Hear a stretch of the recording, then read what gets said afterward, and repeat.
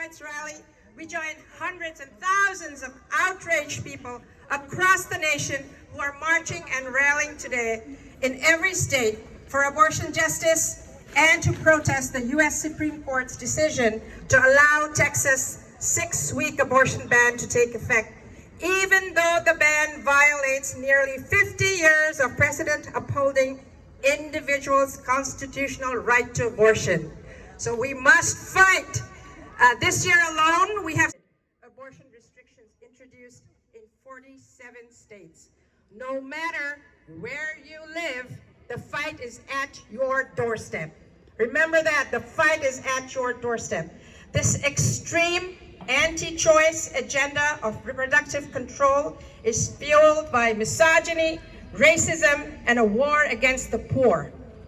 Abortion is essential health care, just like the doctor said, critical to health equity, reproductive autonomy, racial, gender, and economic justice.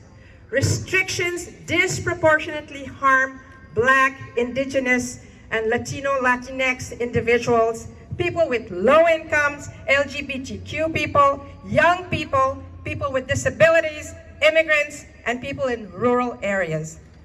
75% of people who have abortions live below the poverty line or are low income. Over half of them are already parenting one child, and most people choose to have abortions because they fear their ability to provide for a new child.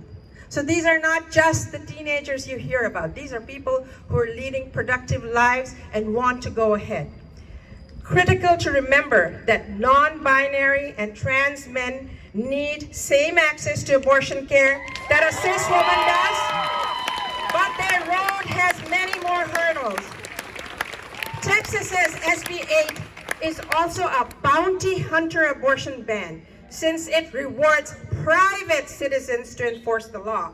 This conjures chilling memories of the Fugitive Slave Act that used vigilantism to preserve slavery and the Jim Crow era, during which gangs of private white citizens routinely beat and murdered Black people for alleged crimes. Throughout our history, policies and laws have resulted in systemic racism in our healthcare system and beyond. But we have tools at our disposal to ensure equality. One of them is the Equal Rights Amendment, which simply says, equality of rights under the law shall not be denied or abridged by the United States or by any state on account of sex. Inequality, exactly, all right. Inequality weakens us as a nation.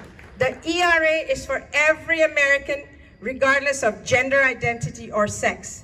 National adoption of the ERA would empower the Congress to enact better legislation protecting against discrimination and violence based on sex and gender. So please urge your senators to support the removal of the ERA's ratification timeline and ensure that the ERA is part of our Constitution. It's part of our Constitution. You just heard about the Women's Health Protection Act, which would make abortion access a federal right and override the growing number of abortion bans that have been passed at the state level, including the SB 8 in Texas. So what can you do? Vote. Vote and make your family and friends vote. In Pennsylvania, we have a critical statewide judicial races on November 2nd, along with other local races. Pennsylvania Now, the National Organization for Women, have endorsed pro-choice women, not just women, pro-choice candidates who are listed on our website, and that is pennsylvanianow.org. These judges are instrumental in safeguarding our rights. Vote for pro-choice candidates who work at the intersection of gender, race, and economic class. Gender, race, and economic class. We have critical midterm elections coming up in 2022. We need to elect a Senate that will support our agenda, strengthen our House with more members who will believe in our agenda. Vote because our lives depend on it. Vote because our lives depend on it.